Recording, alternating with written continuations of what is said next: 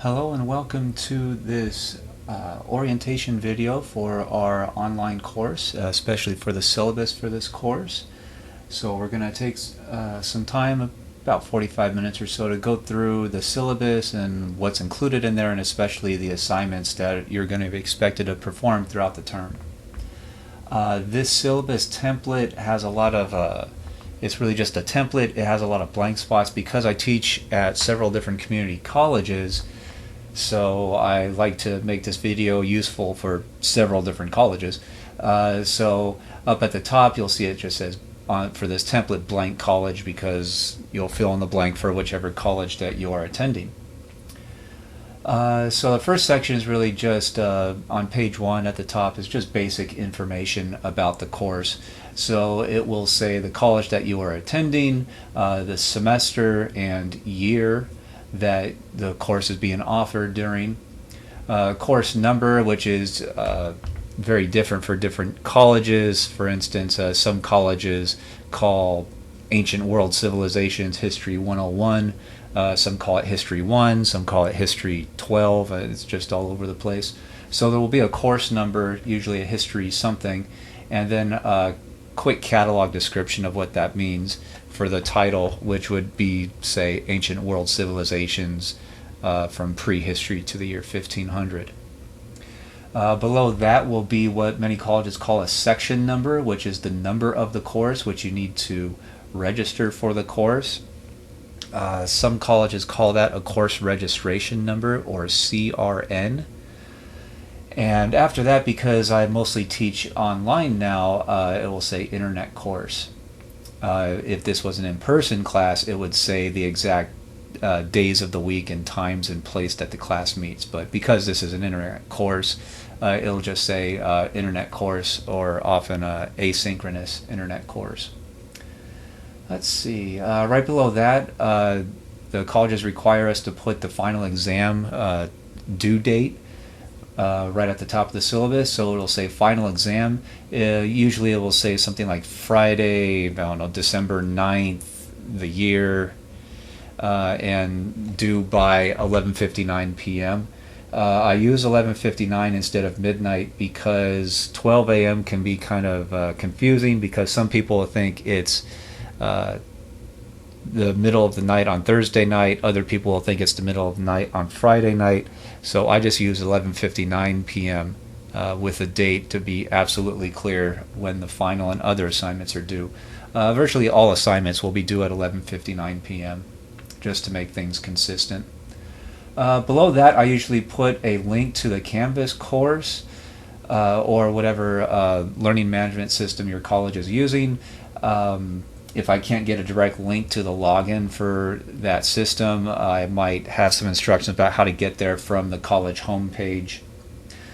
So you'll be able to access the course through there. Below that, all courses have an assigned textbook. And because this is an online course, I have been using online textbooks, which are completely free for students, which are known as zero-cost textbooks. So in this space you will see a title and an author's name, and usually a publisher's name and a year published. And below that I usually put the direct link that you can click on to get to the online textbook. And I always have a statement below that that says the syllabus is amendable, which means changeable by written change or verbal notice of change, accessible through the class website. So if I ever have to make a change to the syllabus, I will update the syllabus and post an updated version of the syllabus in the files page on Canvas, just in the general files page under a link that says syllabus. You are probably seeing this syllabus through a link like that. The syllabus link is always in the files page. It should be there from day 1 of the course all the way through the end of the term. And again, if I have to make any changes to it or updates to the syllabus, I will re-upload a new version of the syllabus. And if I do so, I will post something in the announcements page letting everyone know that the syllabus has been changed in a specific way. That being said, I don't really change the syllabus very much. I've been teaching for a long time, so my syllabi are pretty refined by this point. My assignments are very refined. I spend quite a lot of effort before the term planning out exactly when to make which assignments due to make it a kind of consistent workload week after week throughout the term. So the only time I really change a syllabus is if I noticed a mistake in how many points I intended to give for a certain assignment. So if I have to give more points for an assignment, I'll update the syllabus and post an announcement in the announcements page. So I've even had COVID before and didn't really have to amend the syllabus very much with my online classes. So if I get really sick or have some kind of emergency where I have to be out for several weeks, then I'll post an amendment, but hopefully that doesn't happen. Next section down is just information about me. My name is Luke Gunderson. I've been teaching in the community colleges since 2007, so like I said, quite a while, several years, and I have refined my assignments down to really the core of what I think students should learn in a history class and what skills they should master before being able to transfer to upper level division history courses at university levels. The colleges always give us an email address, so right below that I usually write my email address for your specific college. It's usually my name, either a first initial or a full name with my last name at the name of your college.edu. So that's usually pretty basic. Very often a college will give us a voicemail account. So there might be a phone number below listed in your syllabus below my email address. And again, because I'm a part-time instructor, I do not have an actual office on campus. So if you call that phone number, you should never actually expect someone to pick up the phone and talk to you. It's literally just a voicemail box number. It's there for you to leave a message. Let me know what your concern is. Tell me how to contact you, especially because if you don't leave that information, then I do not know how to contact you. And I will get back to you within a day or two. So I check college email daily, even on weekends and even on vacations. Most students prefer to communicate through email or through the Canvas inbox system, which is basically like an email system within Canvas. Let's see. And below that, some colleges offer request even to have us hold kind of office hours every other week or so. So depending if your college has that kind of program, you might see some office hours appear in your syllabus below my email address. Usually it's only for about 1 or maybe 2 hours every other week. So I will post the exact hours that I will be available in Zoom, and I will have a Zoom link there for you to click on in the syllabus so you can go right into the Zoom page. And I will post the exact days and times throughout the semester that I will be in that Zoom room to hold open office hours with you. But one problem with a lot of these college office hour systems for part-time instructors like me is that we have to request to have office hours and on certain days, and our requests have to be approved at the beginning of the semester. So that means that those don't usually get approved for about 2 or 3 weeks or so into the semester. So I have to submit my request usually in week 1, and then my supervisor will review it and approve it, and it has to go through this bureaucratic process. So early on in the semester, the first few weeks, the syllabus will probably say something like office hours will be announced during week 4 or week 5 or something like that, because that's how long it takes to get word to me about getting approved for office hours on certain days and times. So once I have the office hours approved, then I update the syllabus and post an announcement with the actual office hour days and times for that term. So that's a little bit about me and how to communicate, how to contact me. Right below that will usually be the college course description, which is a legal document. It is exactly taken out of what's called the college catalog, which is the legal record of what the class is, a description of the class, its prerequisites, what the class will teach, and its general purpose.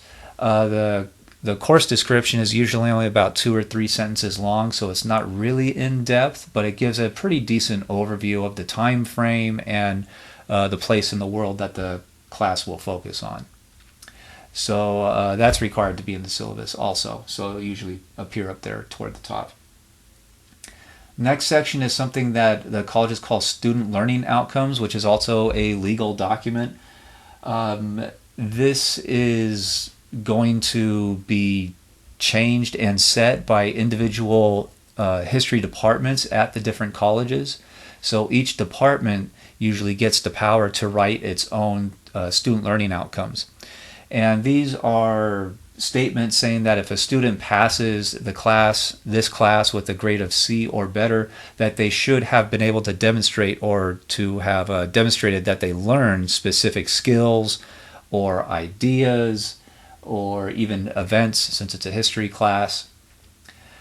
So you'll see several of those in the syllabus. Most students don't really have much contact with the student learning outcomes. They are usually a tool that the college and the history departments within the colleges use to analyze whether or not these specific courses taught by specific instructors are actually teaching the information and the skills that we should be, and that the students who are passing the class are learning those skills. So there's not a kind of like gap between the students that are passing and the students that are kind of graduating from the college without certain skills. So it's just a internal system for making sure our classes are functioning properly. Below that, I usually start in with several descriptions of graded assignments. And for my online courses, there are almost always 4 modules for the course. Modules 1, 2, and 3 are the normal kind of lecture material that end with an exam on that lecture material. So modules 1, 2, and 3 will each give a series of lecture videos that you will watch that will be posted through Canvas. And you will watch those on a weekly basis, usually about 2 lecture videos per week, depending on the length of the course. And at the end of, say, Module 1, you will take Exam 1 based on the lectures from Module 1. And after Exam 1, you will start with Module 2, watch that series of lectures, and that will end in Exam 2. And after that, you will start watching the lectures for Module 3, and that will take you through the end of the term. And at the end of the term, you will take a final exam based on only the lectures from Module 3. And that is what this word non-cumulative means. So the final exam is non-cumulative. That means that the final exam will only cover the Module 3 lectures. A cumulative exam would cover the entire course, all 3 modules. But I decided to make my final exams non-cumulative.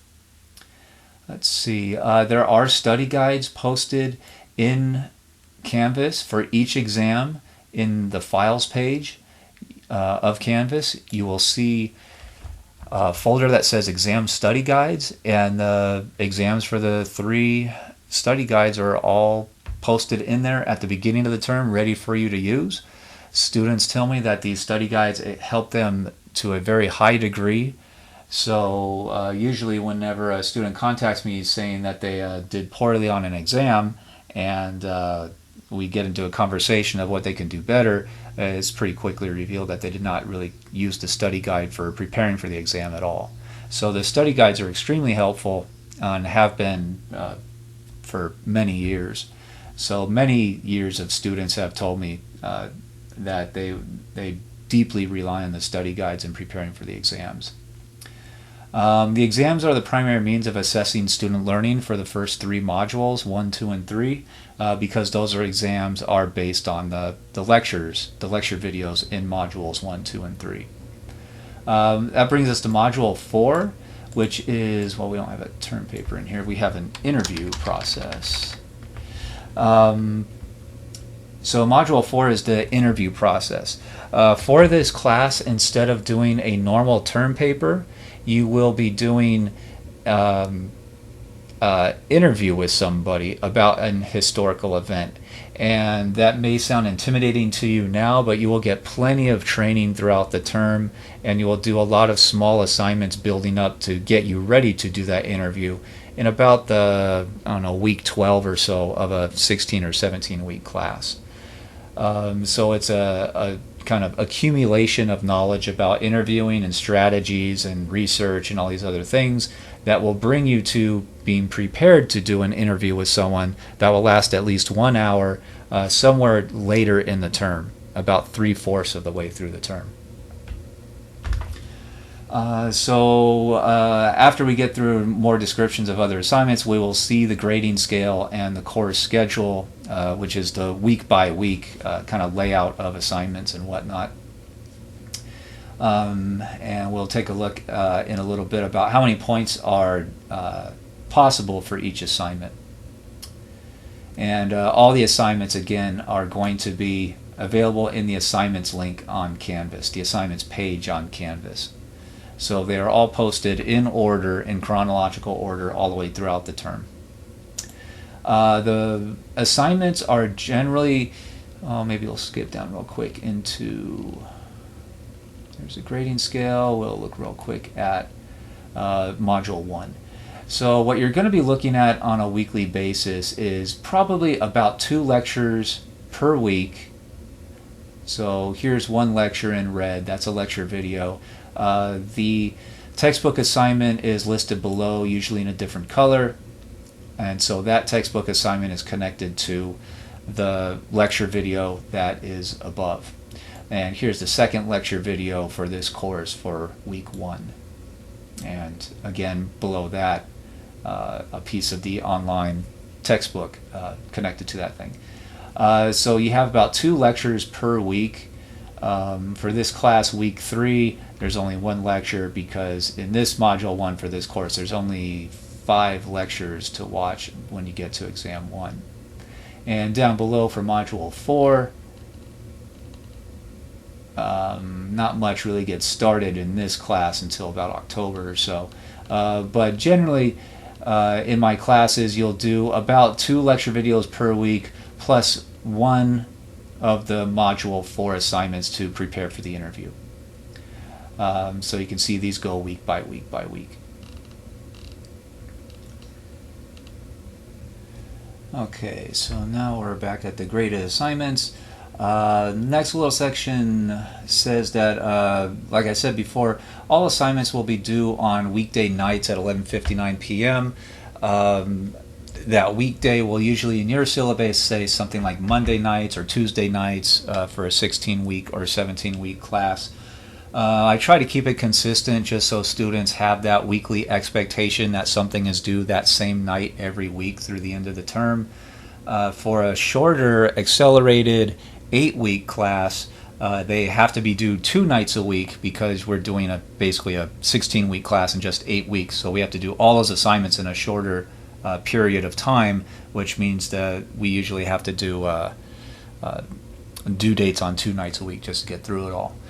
So those 8-week classes will go a lot go a lot faster and will be more difficult because you're doing the same workload at a faster pace. If a weekday night that I need something to be due happens to fall on a holiday when the college is closed, then I might have to adapt that week's assignments to be due a day later or maybe a day earlier, really depending on what day of the week it falls, and I have to get kind of creative with that. Let's see. Any assignment that is turned in or quiz that's taken after the due date or testing date will be punished by a 10% point reduction for every calendar week it is received late. So if you turn in some assignment a week late, it's 10% off. If you turn it in 2 weeks late, it's 20% off, and so forth. And that also means after 10 weeks, it's just not worth any points anymore. So you want to make sure to get those in for some amount of points by the end of that 10-week type of drop-off period. But if you need to miss a test date or an assignment due date or something like that, if you notify me ahead of time, then you can avoid the reduction. So if you just let me know that something's going on, that you've run into some kind of difficulty, or you have some kind of family emergency or something, or some kind of work emergency, if you just let me know ahead of time before the due date passes, then I can give you an extension. If you do not, especially with exams, and weeks go by and I don't hear from you, and then you request, especially a makeup day for a makeup test, then I usually have to ask my supervisor for permission to let you take a makeup test. Let's see, the first big assignment, or the first assignment for the semester, is this thing called the syllabus quiz, which is going to quiz you on pretty much what you're watching now, with all the more specific details of your own syllabus for your own course kind of plugged into this. That is usually due during week 1, maybe week 2 if I have set Monday due dates for your course, but it's almost always due on during week 1 on that normal day of the week at 11:59 p.m. And if you fail to take the syllabus quiz, which is only 5 questions, usually takes students about 5, maybe 10 minutes. Students who have not taken it by the due date or the due time may be dropped from the class for non-attendance. And that's because we often get students that sign up for online classes, but they try to put the work off and they don't really sometimes do very much for the first couple weeks. And if you don't turn in assignments for the first couple of weeks, that is the equivalent of having signed up for an in-person class and just not shown up at all for the first couple weeks and not notified anybody. So the state does not want to pay for students that are not actually showing up or completing assignments. So we have this rule that we have to report which students are not participating or not showing up at all for the first few weeks, and then they get dropped from the class so that the state does not get charged money to support those students.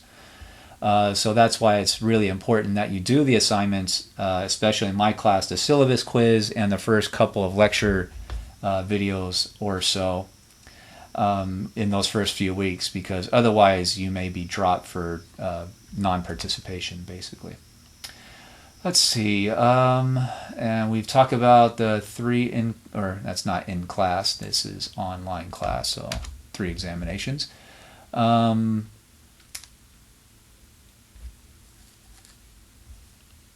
So yeah, you're highly advised to actually take those 3 exams on time.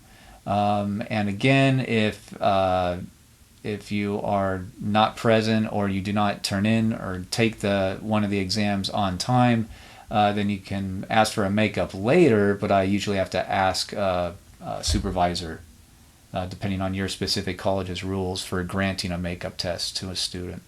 So as a result, there is no real guarantee that if you ask for a makeup exam that it will be granted. So the best thing is for you to just actually take the test on time, and if you cannot do it on time, to let me know before that due date and time passes. Let's see, what's next here? Like I said before, this class is going to be a little bit different from a normal history class, because most history classes will have you write a term paper as a kind of capstone, big achievement type of assignment throughout the term. I have transitioned that for a lot of my classes into being more of what we call an oral history, a spoken history interview. So you will still do quite a bit of research, scholarly research, mostly through the college library, to prepare for that and to start outlining questions and thinking about how to do an interview. So this is largely a replacement for a normal term paper. The interview must be eventually at least 1 hour long, and it should focus on one major historical event or cultural change or something like that. So you will get quite a lot of training through future videos about how to choose a topic, and I will review your topics, your topic proposals, and offer advice if I have any. So yeah, we'll start doing that fairly soon in the beginning of the course. but you will receive quite a lot of training in how to do the research, how to use that research to kind of create a series of questions for your interviewee. So again, it's not something you really have to worry about very much. Most of the research phase is going to be just like a normal term paper where you get books or ebooks out of the library, and you review them and you take notes on them. And I have some assignments that will ask you to do specific things in analyzing those sources. So you will really work on this project throughout the entire semester or the entire term.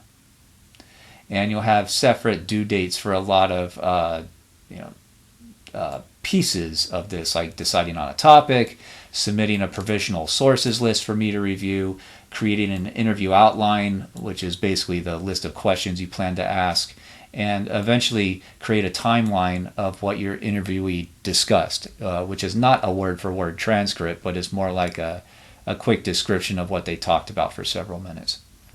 So we'll get more into that as the term goes on about what is expected in the timeline and how to do that. So you'll watch several training videos and complete a lot of kind of worksheets and whatnot to prepare yourself for the interview.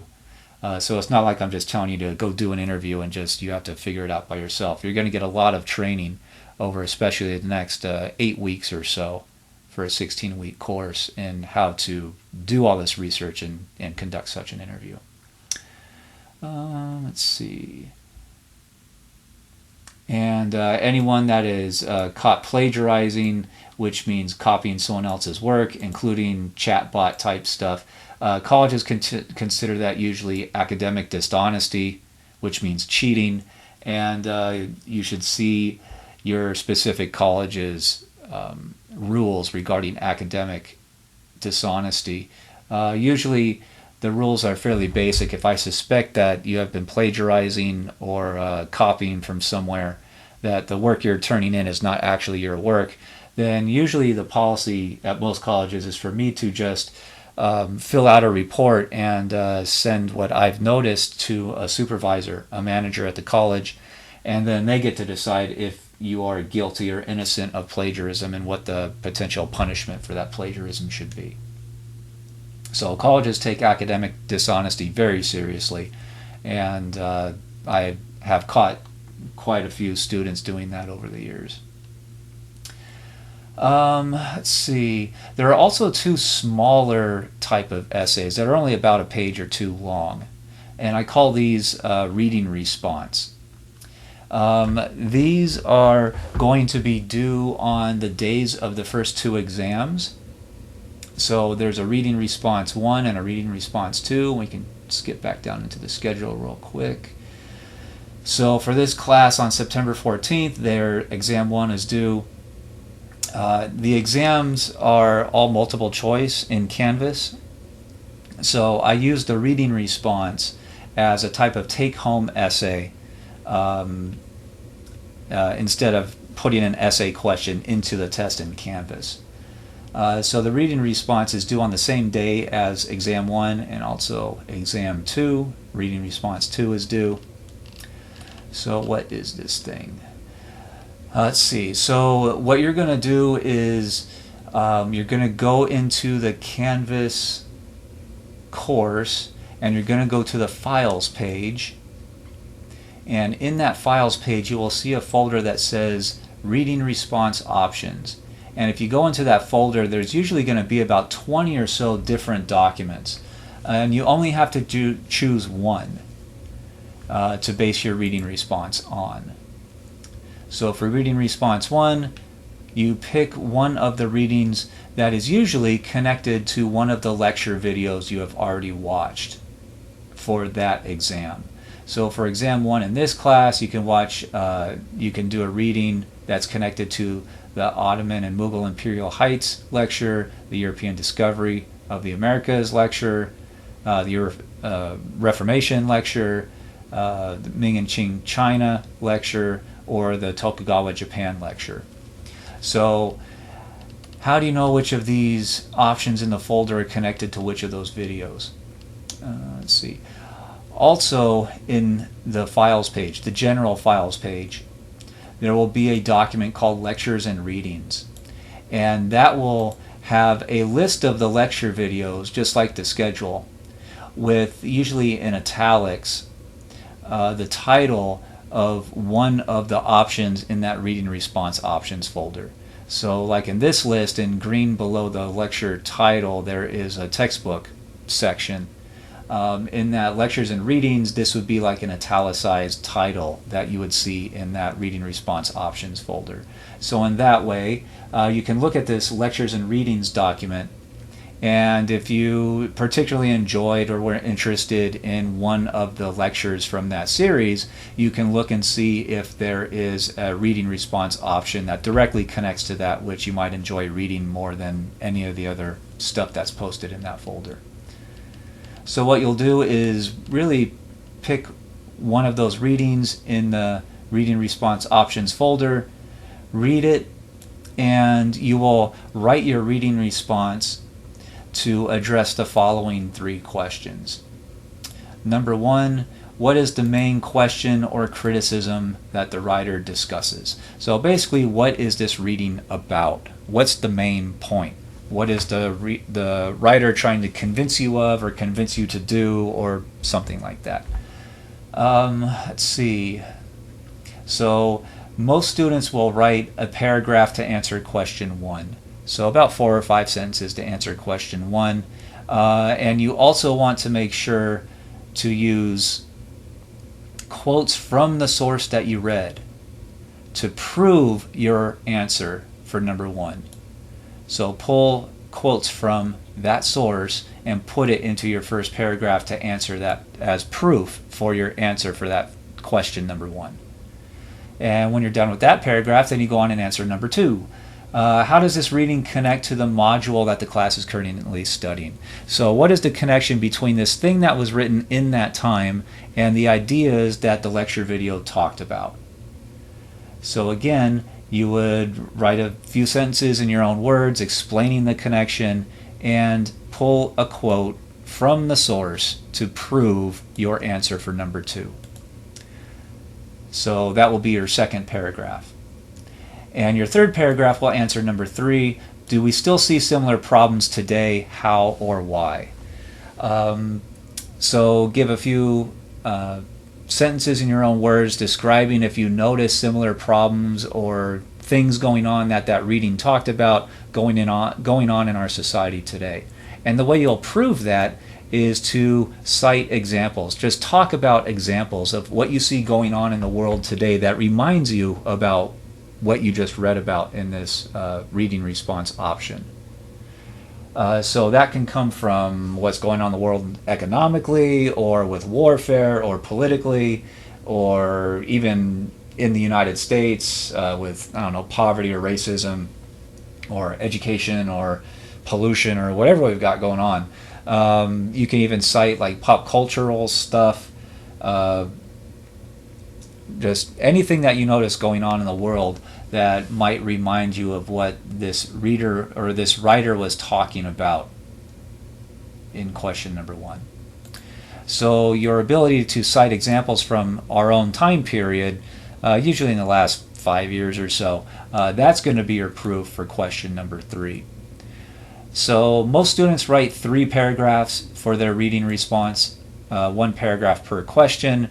And with double-spaced 3 paragraphs, usually ends up being a page, page and a half, 2 pages, somewhere around there. And again, the course schedule shows you that your reading response will be due on the day of exam 1 or exam 2.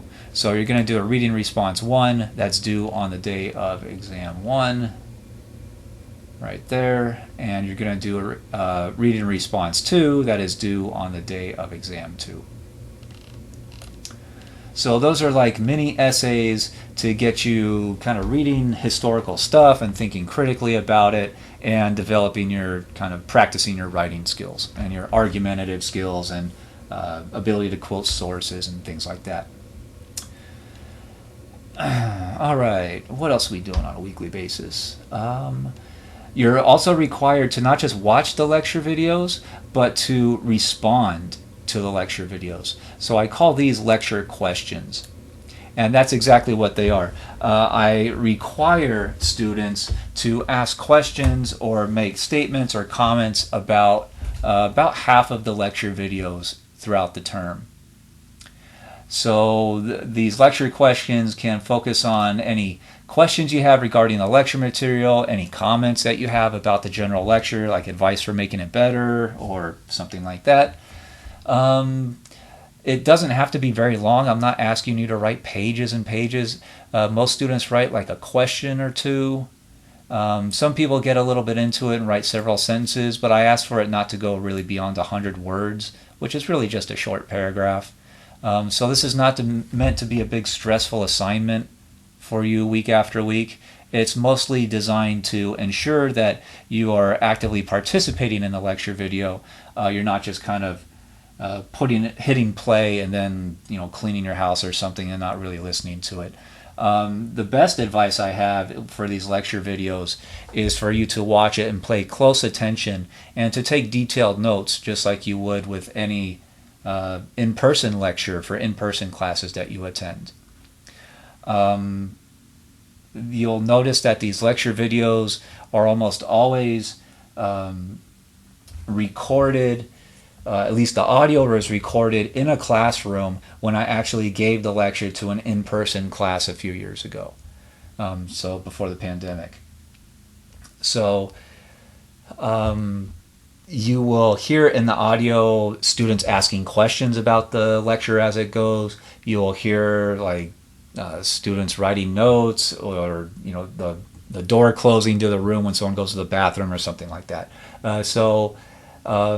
These lecture videos are the exact lectures I used to give to in-person classes and still do to in-person classes at other colleges. And they go the normal length of a historical lecture, which is usually about an hour and 15 minutes. So these videos are long. There's a lot of great benefits to it, doing it as a video though. And that is that they are posted all the time throughout the term. You can watch them as many times as you want. You can pause them, you can rewind them, all that stuff. So it really helps students prepare for the exams much better than just doing an in-person lecture where you only get to see it once and that's it. So again, my advice is to take notes on these lectures, detailed notes, just like you would in an in-person class. And personally for me, when I was in college for an hour-long lecture, I would usually end up with somewhere between 2, 3, or maybe 4 pages of handwritten notes in notebook paper.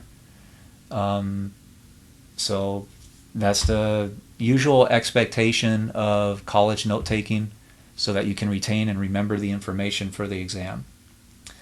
So when you write your lecture questions, though, let's get down here. All right, so when you post your questions, you are not responsible for just posting your question for that lecture.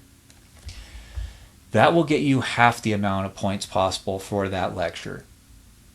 To get the other half, you also need to respond to at least one other student's post in the same lecture to get the full credit for that lecture.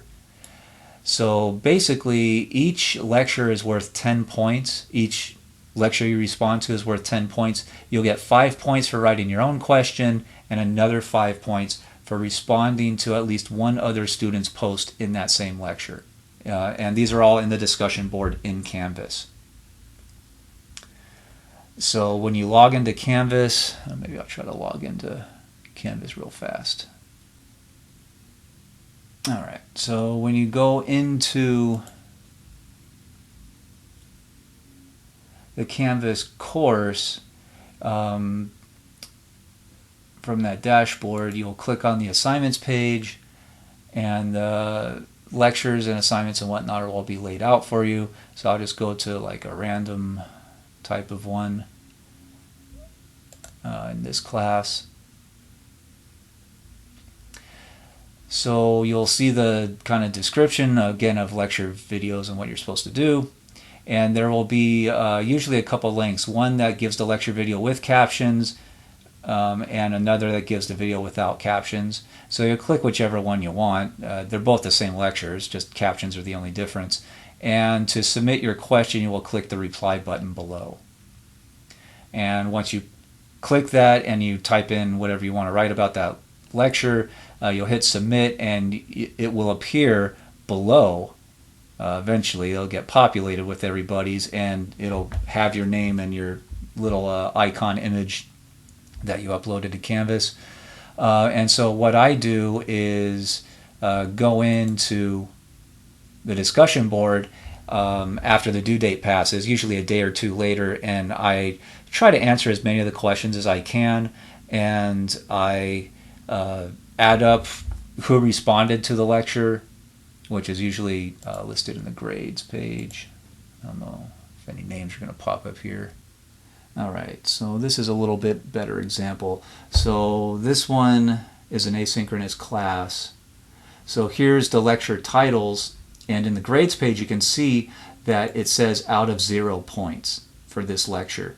And all the lectures themselves will say that, because I don't give points in that column for that lecture. Instead, I have this other column that says Module 1 lecture questions total. So that's out of 30, because you only have to watch 3 of the lectures from Module 1 for this class.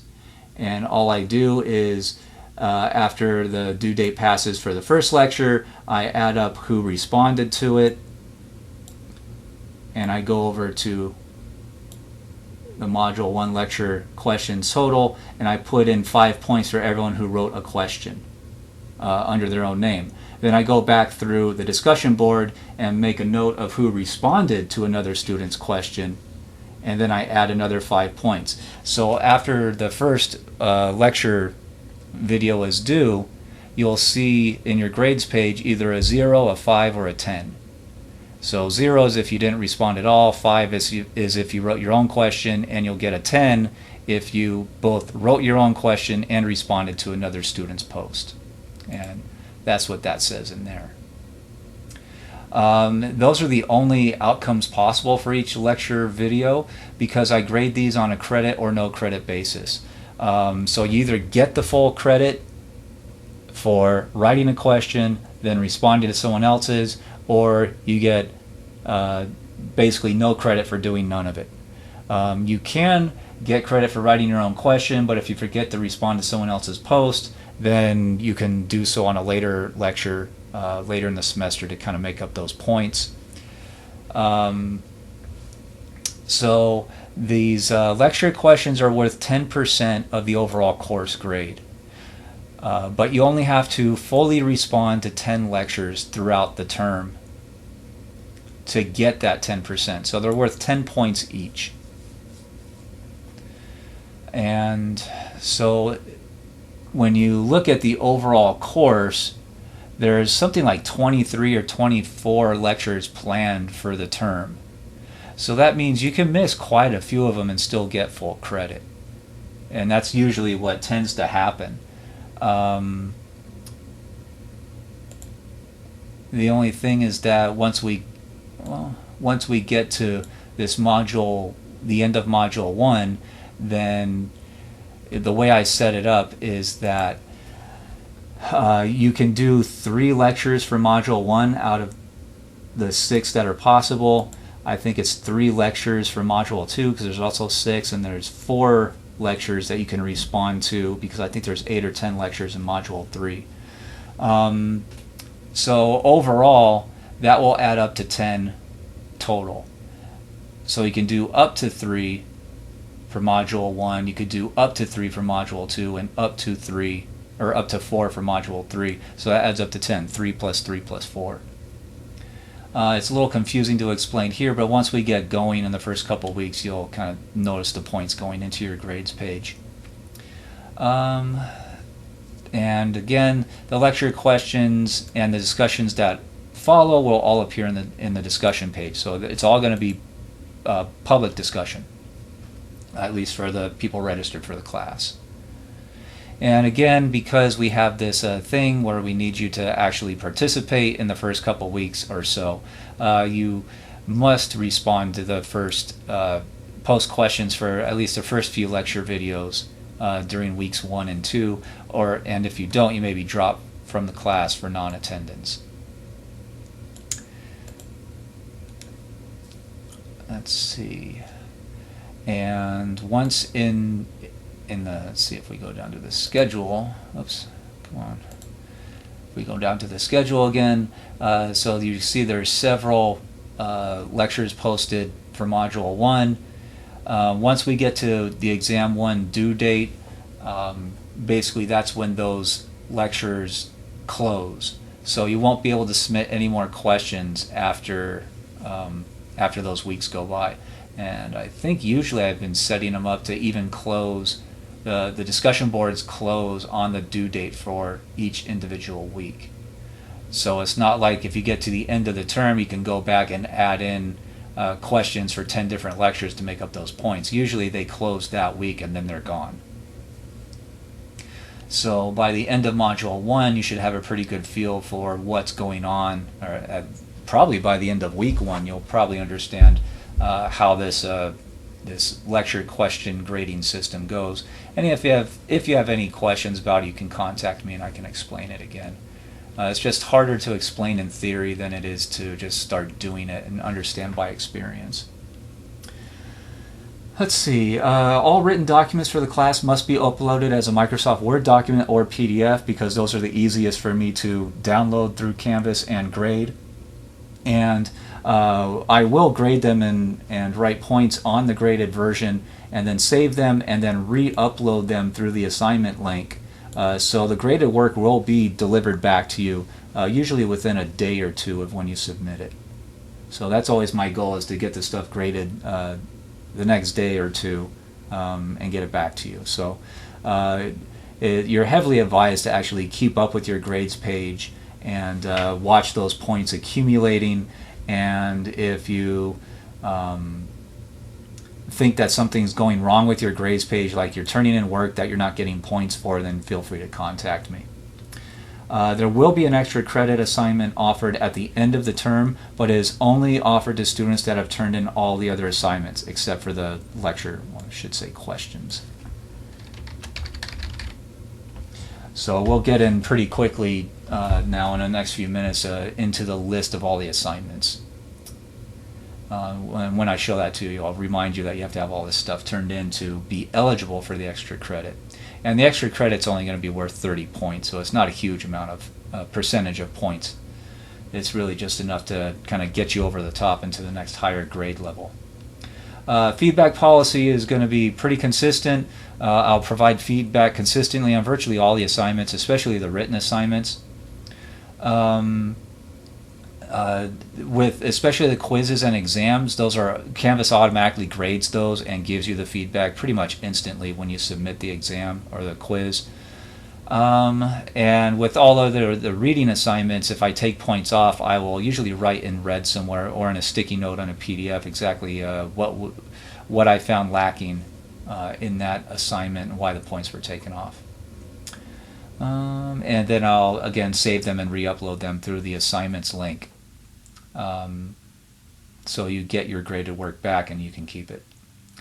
And that brings us to the grading scale, and this is the list of assignments throughout the entire term.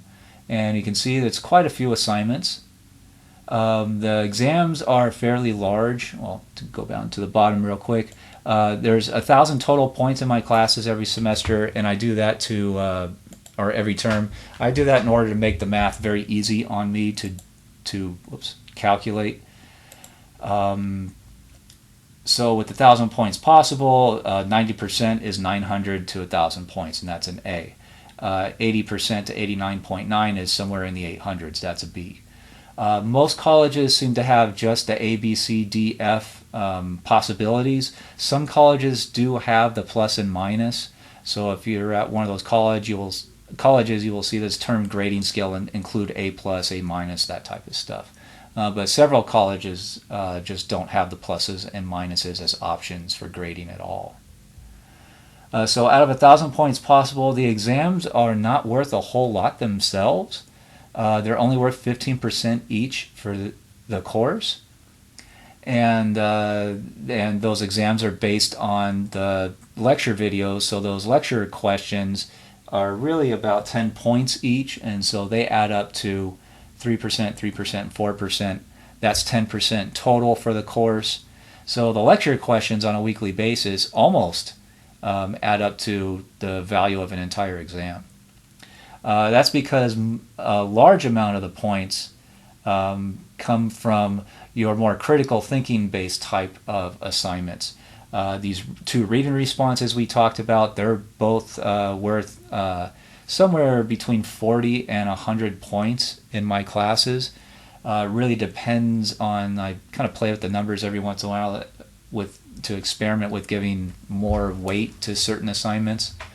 But those reading responses are usually pretty powerful things because they're measuring your critical thinking and your writing skills. And outside of that, the rest of the assignments in this brown color are all of the interview process, the Module 4 stuff. And they're all worth kind of a little bit of points each until you get to the end. The very kind of capstone project is the interview timeline, and that's worth 100 points. So you're planning for the interview outline is worth 50, and the kind of result of the interview, the timeline, is worth 100. So those two combined are worth just as much as the final exam. And the rest are worth much smaller amounts because these are the individual pieces, the individual steps that we go through to prepare you to do the interview. So you add it all up and it should be 1,000 points possible. And again, if you turn in all of these assignments, except for those lecture critiques in red, you turn in all these things throughout the semester, plus the syllabus quiz, then you will be eligible for extra credit. And extra credit will be worth 30 points, so it's not very much, but it's often enough to help someone get from like a C to a B if they're at a high C range. So again, the lecture questions are the only ones that do not count toward eligibility for the extra credit. And the extra credit will only be one assignment possible. You can't do like 12 of them to really bump your grade up at the end. All right, there's the grading scale, and that brings us into the course schedule. So again, you're generally going to be looking at about 2 lecture videos per week, which is pretty normal for an in-person class. You usually attend 2 lectures per week for a 16 or 17 week class, and you do kind of one major assignment that moves you along in the research process. So that's really what the class is like, about 2 lectures per week, plus something for the research. And on the exam weeks, I don't have any lectures assigned for that week. It's really you just prepare for the test, use the study guide, take the test, write the reading response, and then you're on to the next module, doing a couple lecture videos per week. And same process, you take an exam, you write the reading response, then you're into the next module, couple lecture videos per week. And this is right around the time that you're probably going to be doing your interview, usually for a 16-week class, usually around week 12 or week 13. And you'll turn in your interview timeline, usually around the very last few weeks of the term, last couple of weeks or so. You'll take the final exam, and then you're done. So all extra credit is due on the night of the final exam, and any late assignments that you might have left over, those are all due. The cutoff time is when the final exam is due. And I usually set it to be the very last day of the semester or the term for this course, according to the college calendar. So Module 4 is just the individual pieces for the interview process, the research process, and the actual interview. You can see they're kind of laid out about 1 per week or so. That brings us to course policies. Students are expected to keep up with all the modules throughout the course and are responsible for all the information given in each module. Even if you did not turn in an assignment or you did not turn in the lecture questions, you're still responsible for that information that lecture gave. because it could have some things that are on the test, the exam. If you want to drop the class, you're responsible for dropping it yourself. You should never assume that I dropped you.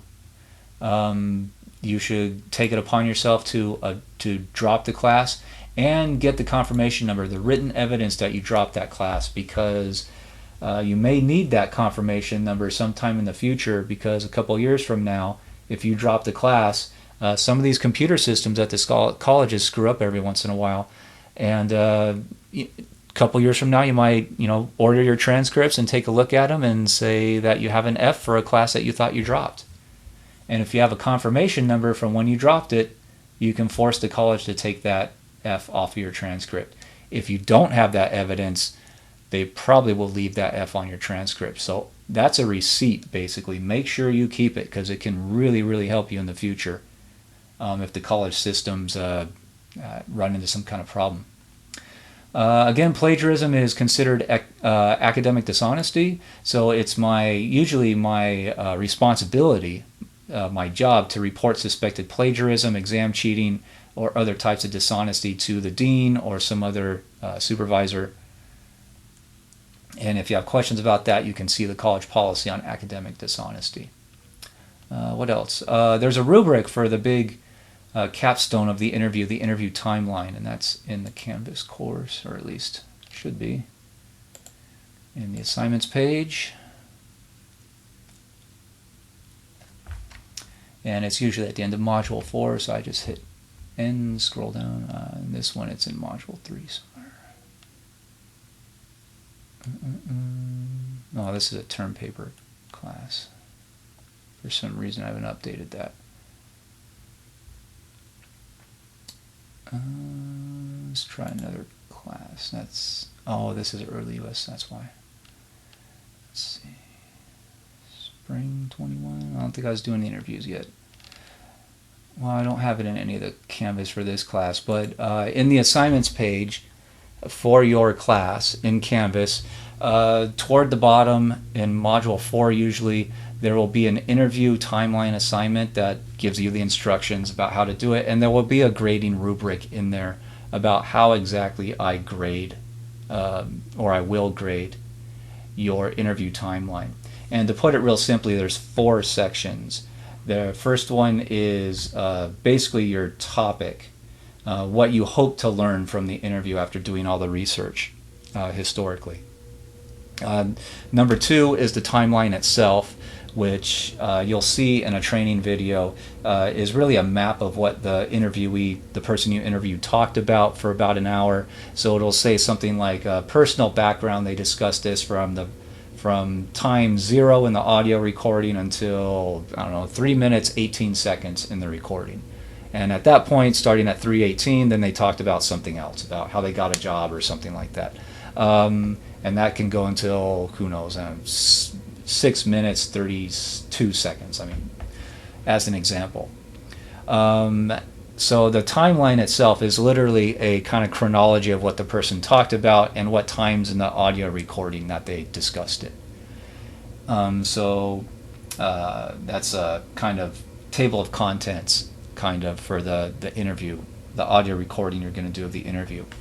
And the third section is your reflection on the interview. You're basically going to compare what you learned from the person who you interviewed and how their statements compare to what historians have written about the event that they were talking about.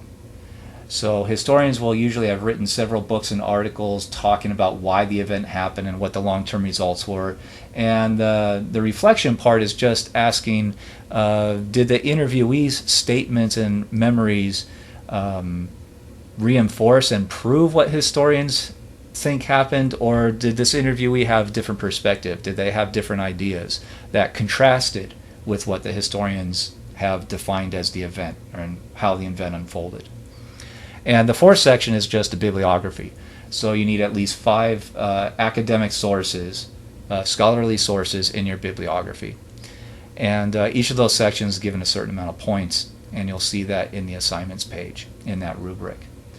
So right there I'm telling you exactly how I'm going to grade it, how many points each section is worth, and how the points are distributed. So if you have any questions, you can contact me, not just about the timeline, but anything else in the syllabus. Go back up to the top, I guess. My email will be here in the professor section. So you can send me an email, or you can contact me through the Canvas inbox if you have any questions about the syllabus. But remember that the syllabus quiz is due usually the first week of the course, so make sure to get that done.